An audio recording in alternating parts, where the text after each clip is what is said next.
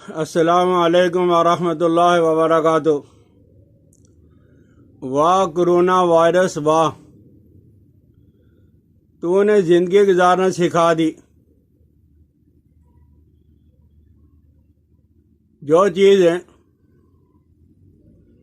ہم نے اسلام نبی کے بتلانے اللہ کے حکم کے باوجود بھی اس پر ذرا عمل نہیں کیا تو اللہ جل جلالہ و من والوں نے اپنا حقیر سا جراثیم بھیج دیا،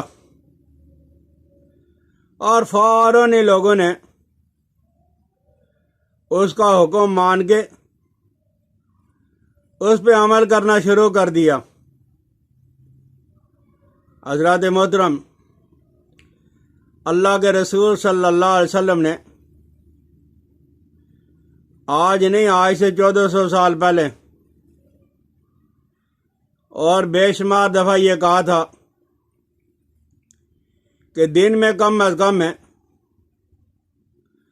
5 دفعہ آپ نے وضو کرنا ہے، صرف ہاتھ اور منہ نہیں دھونا۔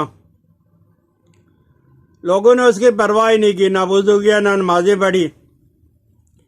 تو اللہ جل جلالہ و من والوں نے جراثیم کو جب بھیجا تو دنیا بھر کے جتنے بھی محقق ہیں، تحقیق کرنے والے کافر یا مسلم، وہ کہتے ہیں کہ جراثیم سے بچنے کے لیے کم از کم 5-7 دفعہ جو اپنے ہاتھ اور اپنا منہ دھو لیا کرو۔ لیکن خاتم النبیین محمد رسول اللہ صلی اللہ علیہ وسلم کی ذات اقدس پہ قربان جائیں، انہوں نے ہمیں یہ کہا تھا کہ صرف ہاتھ منہ ہی نہیں بلکہ کامل اور مکمل آپ نے وضو کرنا ہے۔ اور آپ اگر وضو کرو گے 5 وقت ہے تو آپ جب وہ ہاتھوں کو اور منہ کو جب وہ کم از کم 3 دفعہ دھو گے تو یہ ایک دن کے اندر 15 دفعہ ہو گیا۔ وہ لوگ تو کہہ رہے ہیں کہ 5-7 دفعہ۔ اسلام نے اب آج سے 1400 سال پہلے کہا تھا کہ 15 دفعہ جب وہ روزانہ منہ ہاتھ دھو لیا کرو، کامل مکمل وضو۔ اور اس چیز کو ایسے لگ رہا ہے کہ ہم سے زیادہ کافروں نے سمجھ لیا اور ان کی عقل ٹھکانے آ گئی ہے۔ ٹرمپ کو دیکھ لو، اٹلی کو دیکھ لو، ان سب نے یہ کہا کہ دنیاوی جتنے بھی اسباب تھے سب کو ہم نے بروئے کار لایا، لیکن ہم کامیاب نہیں ہو رہے۔ آسمان والے کے سامنے جب ہاتھ اٹھاؤ، اس سے شفا طلب کرو۔ قرآن پاک نے جو ہمیں کہہ دیا تھا، قرآن بھی شفا ہے اور نماز بھی شفا، لیکن ان لوگوں نے اللہ کے سامنے ہاتھ اٹھا لیے، اور ہم نے لوگوں سے یہ کہا کہ گھروں کے اندر رہو اور مسجدوں کے اندر نہ آنا۔ ارے بھائی، مسجد ہے، کوئی آدمی اگر گھر سے وضو کر کے نکلتا ہے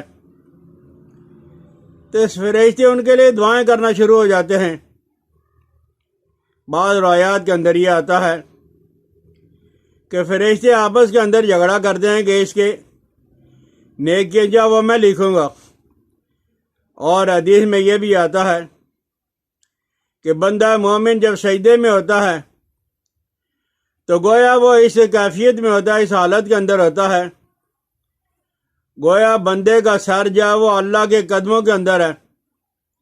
تو اللہ کے قدموں کے اندر اگر جان چلی جائے تو یہ سودا جو وہ بڑا سستا ہے، مہنگا نہیں ہے۔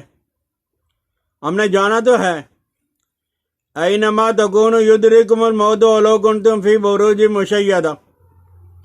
مضبوط سے مضبوط کے لیے بنا لو۔ موت سے بچنا چاہو تو موت سے بچ نہیں سکتے۔ بہرحال کرونا نے آگے ہمیں کہہ دیا کہ وضو کرنا، اور اس اللہ نے کہا، اللہ کے قرآن نے کہا، نبی نے کہا، اسلام نے کہا کہ اپنی مسلمان عورتوں سے یہ کہو، کافروں کی بات نہیں، مسلمان عورتیں، یا ایھا النبی قل لازواجک و بناتک و نساء المؤمنین یدنین علیہن من جلابیبہن۔ اے نبی صلی اللہ علیہ وسلم اپنی ازواج اور اپنی بنات، یہ بنات جمع کا سنگا، بنت نہیں کا، بنات کا، ایک نہیں 4 کہا اللہ نے۔ وَنِسَاءِ الْمُؤْمِنِينَ، اور مسلمان عورتوں سے کہیں یُدْنِینَ عَلَیْہِنَّ مِنْ جَلَابِیبِہِنَّ، یہ جلابیب جلباب پردہ کر کے گھروں سے نکلا کریں۔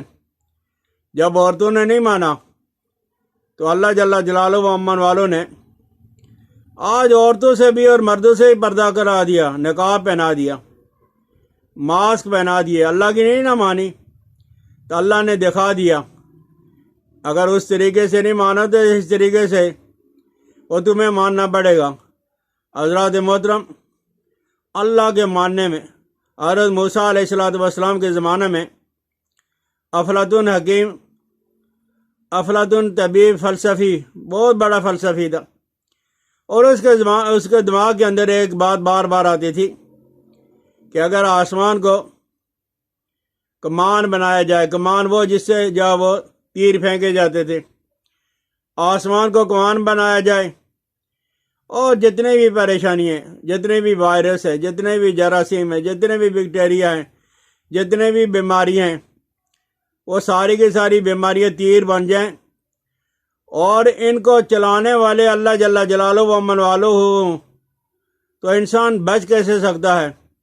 تو موسیٰ علیہ السلام کی افلاطون کی موسیٰ علیہ السلام سے ملاقات نہیں ہوئی اس سے پہلے، تو سر راہ جب موسیٰ علیہ السلام سے ملاقات ہو گئی افلاطون کی، تو افلاطون نے یہی سوال دہرایا، تو موسیٰ علیہ السلام نے کہا بڑا آسان طریقہ ہے، جو تیر چلا رہا ہے، جو ذات تیر چلا رہی ہے، اس کے پہلو کے اندر جا کے کھڑے ہو جاؤ گے، تیر سے بچ جاؤ گے، سامنے سے ہٹ جاؤ۔